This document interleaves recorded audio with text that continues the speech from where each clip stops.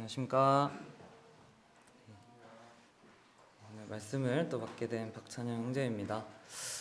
강단에서는 처음 하는 것 같아서 이렇게 올라와 보니까 좀 떨리네요. 그래서 앞선 또 성도님들이 또 이 자리에서 항상 전하시는 게 대단한 일이셨구나를 새삼 느끼게 되는 것 같습니다.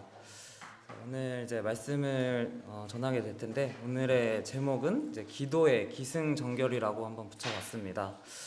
저희가 모든 영화나 드라마에 꼭 들어가는 구성이 바로 이제 기승전결인데요.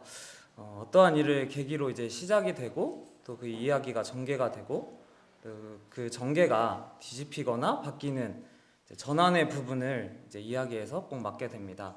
그리고 그 전환이 잘 끝나고 이제 마지막으로 끝맺는 결론이 나오는데요. 이러한 기승전결이 있기에 그 이야기를 통해서 우리는 또 희노애락을 느끼게 되는 것 같습니다. 우리의 기도 생활에도 이러한 기승전결이 있다고 생각이 되는데요. 오늘은 성경에 나오는 한나를 통해서 기도가 어떠한 기승전결을 갖고 있는지 함께 알아보도록 하겠습니다. 먼저 사무엘상 1장 1에서 8절을 교독으로 한번 읽어보도록 하겠습니다. 사무엘상 1장 1에서 8절입니다. 제가 먼저 읽도록 하겠습니다. 에브라임 산지 라마다임 소빔에 에브라임 사람 엘가나라 하는 사람이 있었으니 그는 여로함의 아들이요 엘리후의 손자요 도우의 증손이요 습의 현손이더라. 그에게 두 아들가 있으니 한 사람의 이름은 한나요 한 사람의 이름은 브린나라. 브린나에게는 자식이 없고 한나에게는 자식이 없었더라. 이 사람이 매년 자기 성읍에서 나와서 실로에 올라가서 만군의 여호와께 예배하며 제사를 드렸는데 엘리의 두 아들 홈니와 비느하스가 여호와의 제사장으로 거기에 있었더라. 엘가나가 제사를 드리는 날에는 제물의 분깃을 그의 아내 브린나와 그의 모든 자녀에게 주고 한나에게는 갑절을 주니 이는 그를 사랑함이라. 그러나 여호와께서 그에게 임신하지 못하게 하시니 여호와께서 그에게 임신하지 못하게 하심으로 그의 적국인 브린나가 그를 심히 경건하게 하여 괴롭게 하였다. 매년 한나가 여호와의 집에 올라갈 때마다 남편이 그같이 하매 분인나가 그를 격분시키므로 그가 울고 먹지 아니하니. 그의 남편 엘가나가 그에게 이르되 한나야 어찌하여 울며 어찌하여 먹지 아니하며 어찌하여 그대의 마음이 슬프냐. 내가 그대에게 열 아들보다 낫지 아니하냐 하니라.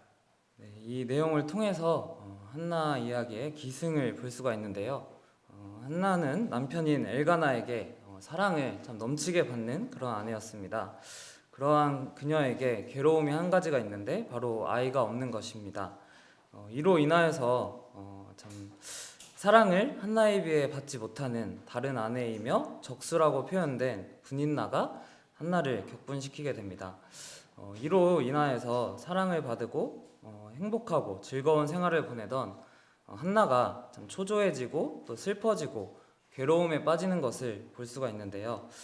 7절을 보시면 매년 한나가 여호와의 집에 올라갔다고 합니다. 그녀는 여호와의 집에 올라가 아이가 없음에 대해서 기도하고 자신의 마음을 하나님께 토해냈을 것입니다. 여기까지가 이제 시작이 되는데요. 이제 다음은 9절에서 11절입니다. 그들이 실로에서 먹고 마신 후에 한나가 일어나니 그때에 제사장 엘리는 여호와의 전 문설주 곁 의자에 앉아 있었더라. 한나가 마음이 괴로워서 여호와께 기도하고 통곡하며 서원하여 이르되 만군의 여호와여 만일 주의 여종의 고통을 돌보시고 나를 기억하사 주의 여종을 잊지 아니하시고 주의 여종에게 아들을 주시면 내가 그의 평생에 그를 여호와께 드리고 삭도를 그의 머리에 대지 아니하겠나이다. 한나가 아이가 없던 기간이 몇 년인지는 이제 나와 있지가 않은데요. 그 몇 년의 기간 동안 하나님의 집에 올라가서 그녀는 기도를 했습니다. 그러나 이 구절에 적혀 있는 기도는 전에 그녀가 하던 기도와 다르고 지금까지의 이야기가 전환이 되는 중요한 부분이기에 이렇게 성경에 자세하게 기록되어 있으리라 생각합니다. 한나는 괴로운 마음으로 통곡을 하고 하나님께 아이를 서원하는 기도를 합니다. 저의 추측이지만 이전에 한나의 기도는 그저 아이를 원하고 또 아이를 주신다면 하나님 앞에서 참 본인이 잘 키우겠다는 그러한 기도이지 않았을까라고 생각을 해보았는데요. 그러나 그 기도에는 하나님이 응답이 없으셨습니다. 왜 응답이 없으셨을까를 생각해 볼 때 이제 5, 6절을 보면은 한나가 임신하지 못하는 것이 하나님이 임신을 못하게 하셨다고 적혀져 있는 것을 볼 수가 있습니다. 한나가 임신하지 못하는 것이 하나님의 뜻인데 그런데 한나는 임신을 하게 해달라고 기도를 하고 있습니다. 당연히 하나님의 뜻이 아닌 것을 구하기에 그 기도는 응답이 될 수가 없었으리라 생각합니다. 그러면 하나님의 한나를 향한 하나님의 뜻은 무엇이었을까를 생각을 해봤을 때 한나는 수년을 기다리며 인내하고 그 하나님의 뜻을 찾아야 했습니다. 하나님의 뜻은 한나가 그 아이를 하나님께 온전히 바치는 것이 하나님의 뜻이었습니다. 참 드디어 하나님의 뜻에 맞는 기도를 한나가 그 입술로 하였을 때 한나의 인생에 있어서 전환점이 찾아오게 됩니다. 17절에서 20절을 또 교독으로 한번 읽어보도록 하겠습니다. 엘리가 대답하여 이르되 평안히 가라. 이스라엘의 하나님이 내가 기도하여 구한 것을 허락하시기를 원하노라 하니 이르되 당신의 여종이 당신께 내 길을 원하리라 하고 가서 먹고 오를 다시는 빛이 없더라. 그들이 아침에 일찍이 일어나 여호와 앞에 경배하고 돌아가 라마에 자기 집에 이르니라. 엘가나가 그의 아내 한나와 동침하매 여호와께서 그를 생각하신지라. 한나가 임신하고 때가 이르매 아들을 낳아 사무엘이라 이름하였으니 이는 내가 여호와께 그를 구하였다 하니더라. 한나는 엘리 제사장의 말을 듣고 이제 드디어 음식을 먹으며 얼굴에 다시는 근심빛이 없었다고 나옵니다. 지금까지의 내용과는 조금의 번외의 내용이지만 이 부분을 통해 한나의 믿음을 좀 보게 되었습니다.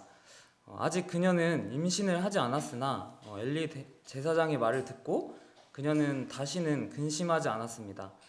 이것을 보면서 참 저를 돌아보게 되었는데요.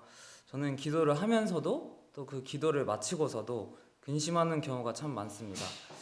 물론 하나님의 어떠한 음성을 듣지 못했기 때문일 수도 있지만 하나님을 온전히 신뢰하지 못했기 때문이라고 생각이 들었습니다. 진정 이 기도가 주님의 뜻이고 또 주님이 원하신다면 내가 기도했을 때 주님이 응답해 주실 것을 진정 믿는다면 한나처럼 기도 전에 있던 이러한 근심빛이 사라지지 않을까라는 생각이 들었는데요. 그런데도 기도 전과 후가 다를 것이 없다면 나는 과연 기도를 했는지 아니면 그저 마음속으로 어떠한 주문처럼 외운 것인지를 조금 생각해 보게 되는데요.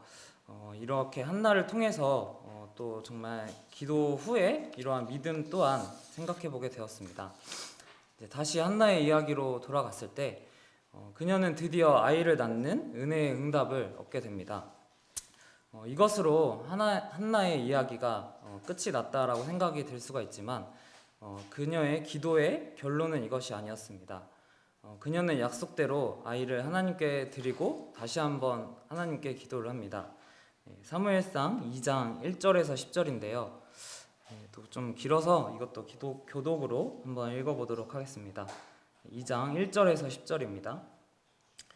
한나가 기도하여 이르되 내 마음이 여호와로 말미암아 즐거워하며 내 뿔이 여호와로 말미암아 높아졌으며 내 입이 내 원수들을 향하여 크게 열렸으니 이는 내가 주의 구원으로 말미암아 기뻐함이니이다.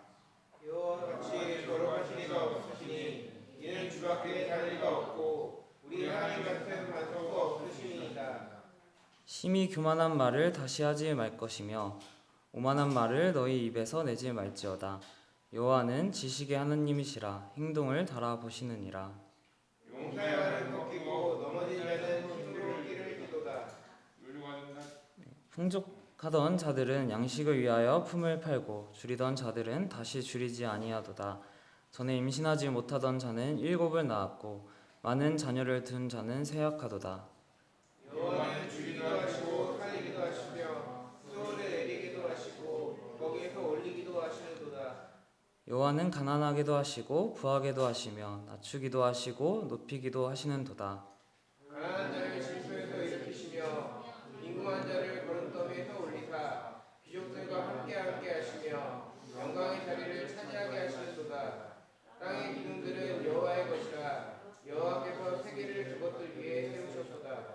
그가 그의 거룩한 자들의 발을 지키실 것이요 악인들을 흑암 중에서 잠잠하게 하시리니 힘으로는 이길 사람이 없음이로다. 여호와를 대적하는 자는 사탄이 깨어질 것이라. 하늘에서 우레로 그들을 치시리로다. 여호와께서 땅끝까지 심판을 내리시고 자기 왕에게 힘을 주시며 자기의 기름 부음을 받은 자의 뿔을 높이시리로다 하니라. 네, 이것이 그녀의 기도 생활의 기승전결의 결론이라고 생각이 듭니다. 그녀는 하나님의 뜻으로 임신을 하지 못했습니다. 그로 인해서 자신의 연약함과 무력함을 느끼게 되었을 텐데요. 그리고 나서 하나님께 무릎을 꿇었습니다. 그렇지만 아직도 자신의 뜻과 계획을 하나님께 말합니다.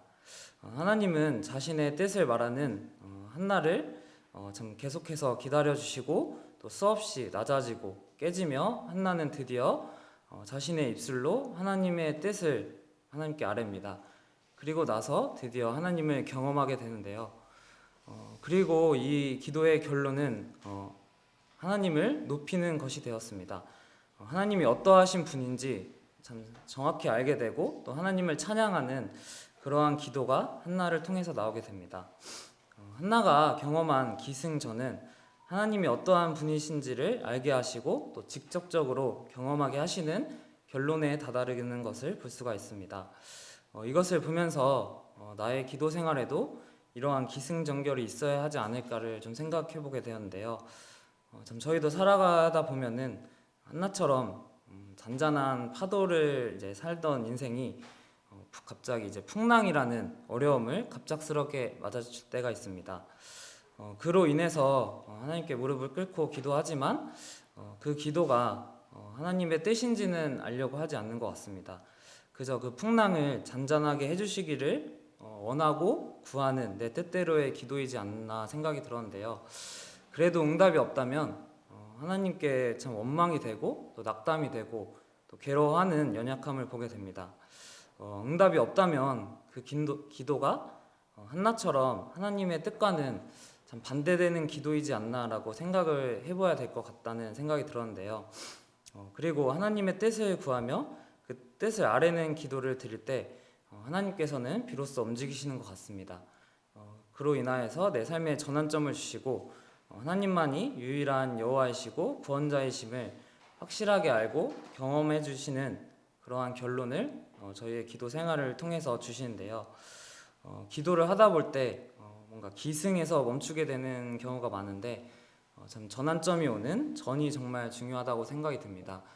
그 전환점을 통해서 참 우리가 하나님을 경험하고 이 기도 스토리의 기승전결이 완성이 되어서 하나님을 경험하고 또 하나님을 찬양하는 저희의 기도가 되길 원하면서 오늘 말씀을 마치도록 하겠습니다. 감사합니다.